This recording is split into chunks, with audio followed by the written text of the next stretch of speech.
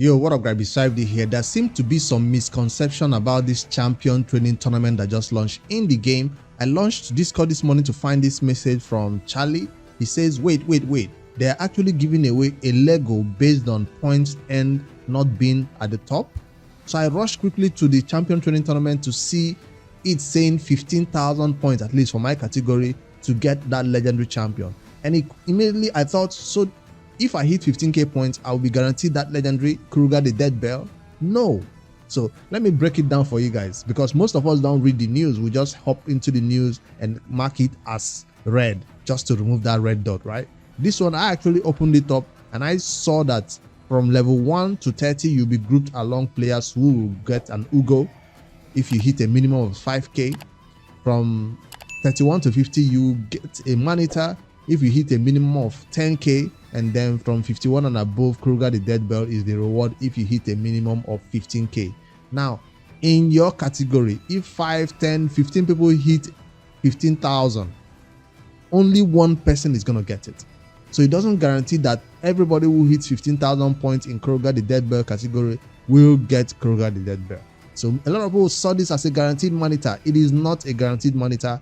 Only one player out of 100 will get that guaranteed Maneater. Even if all of you hit that 10,000 points, the person at 13,000 will get it. Everybody else who is at 11,000 will not get a Maneater. You'll be in second place or third place. So take note, because the way this was worded, it seems like it was a guaranteed Maneater. I don't know if this is the first time they're adding a minimum points requirement to actually get the legendary, because sometimes you get to your category, nobody is really pushing for champion training, and you easily snipe a Kruger the Dead Bell with 9,000 points.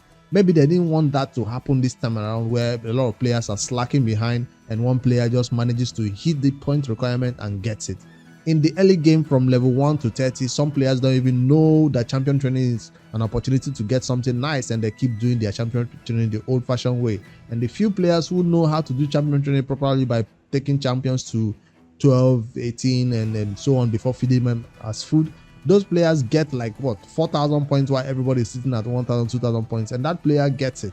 So they don't want a 4,000 player points to get that Ugo. That's why they set this points requirement. So you have to spend a little bit of more time farming to get to the points requirement. So the question is it worth it? So you wake up this morning, you head over to your campaign champion training tournament group and see whether people are pushing for it or not.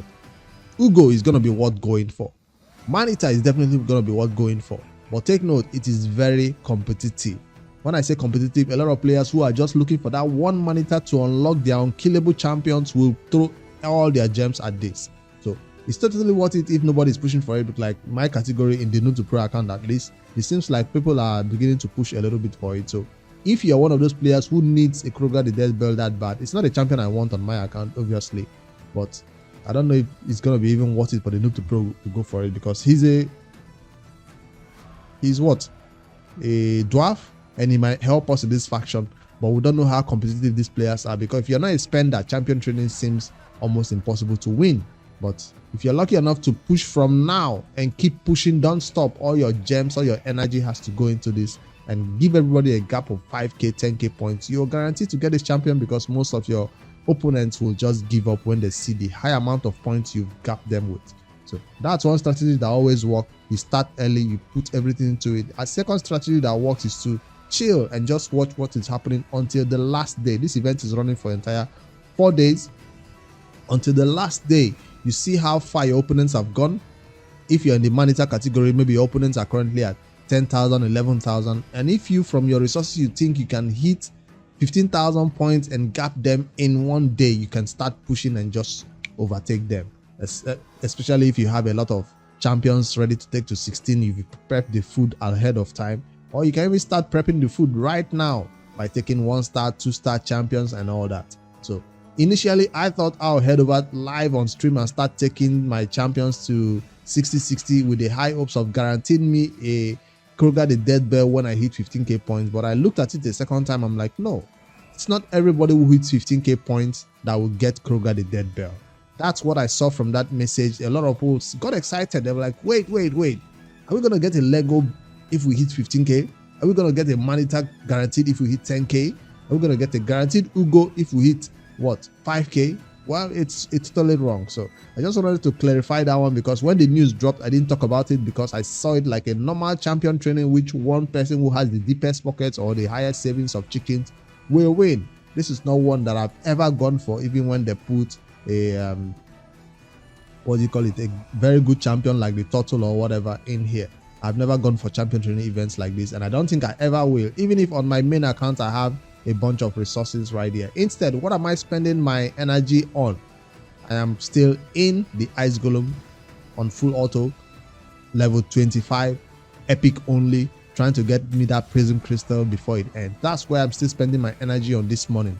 But since that champion training has finally launched, I will be focusing a little bit on City of Centranos champions that I needed to take to 60. That's what I'll be doing live on stream this morning. If you join us on twitch.tv/Bricks5D, you'll see me on Twitch doing a little bit of champion training, not to hit 15k points and get a guaranteed Kruger the Dead Bell. No, it's not guaranteed, but to hit at least this 10,250 mark. That's what free-to-play players always snipe. Free epic skill tone. Well, it's not that free, but at the same time, I'm also getting 75 prism crystals, or what do you call this thing now? Yeah, prism crystals. No, it's not prism crystal. There's primal quartz. That's what his name. They all sound similar, but that's what I'm aiming for, these 2 points, and that's what I'll be doing on stream this morning. Champion training first, but I'll be opening my prism shard, because ice golem will so end for me. I'm always at the end of the point, so I'll open the prism shard first of all to see what we get, and then I'll chase champion training live on stream, hit these 2,000 and 10,250 points, claim all my rewards right here, and then I head into the City of Centranos and try to take all those champions I just take to 60 and beat floor 3, 4, 5, 6, 7, 8, where I'm currently stuck having an issue with. So I'm building all those champions needed to beat those content, and we'll be doing it live on stream. It's super endgame content, right?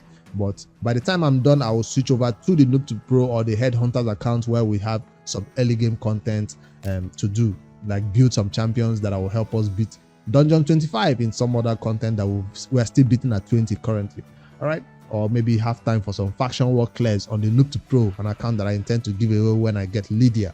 So that's all I'm doing this morning right now. I just wanted to clarify this little misconception, because I almost fell for it. I almost went into champion training and started going crazy in order to hit 15,000 points in order to get my Kruger the Dead Bell. Then I was like, wait. Let's go read it again. From the announcement, it does seem like you're going to get it. But then that minimum points, it's what made me go look at it again. And I saw that it's not just guaranteed 10k points to get to your Maneater. No, you have to win. If you don't win, you're not getting a Maneater. And how do you win? Start doing crazy amounts of champion training right now. You can even start using your gems from day one.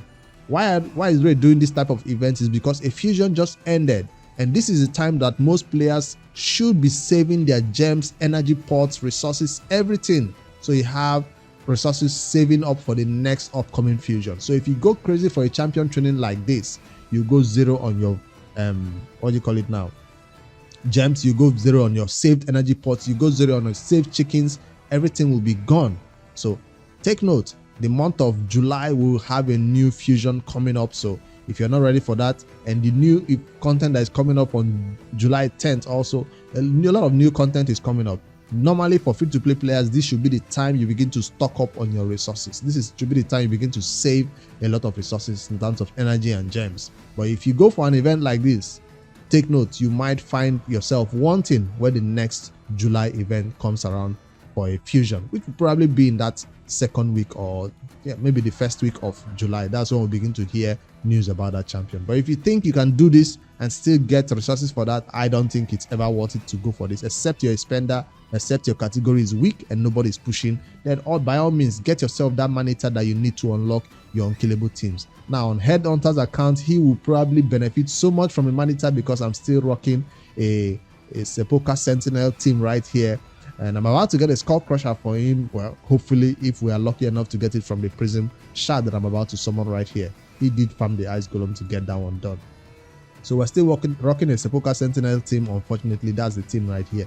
So a Maneater could mean everything to an account like this, and I only have 3,781 gems right there. Will that be enough to go crazy? But he is not on the Maneater category, unfortunately. Most players in the Karuga the Dead Bell category, they wish to come lower to the Maneater category, but they can't, because of course I'm not going to go for Karuga the Dead Bell. That's not what I want on this account. I appreciate the Maneater more than Karuga the Dead Bell. So if you are above that level, see, I'm currently at the level 51 on this account, and that's, I can't do anything about it, unfortunately.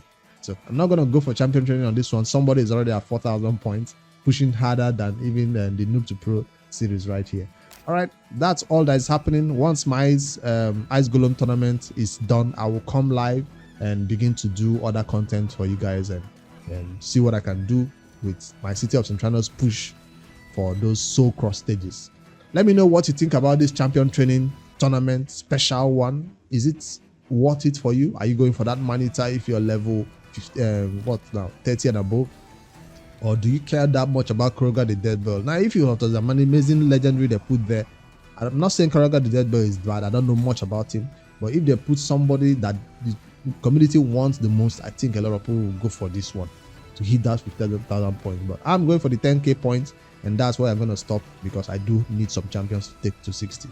All right, that's all I have for you guys this morning. Catch me live on Twitch and hang out in the chats, and let's discuss about more content we're doing this morning in raid. Later, guys. Don't forget to like and subscribe for more daily raid content. I'll see you guys in the next one.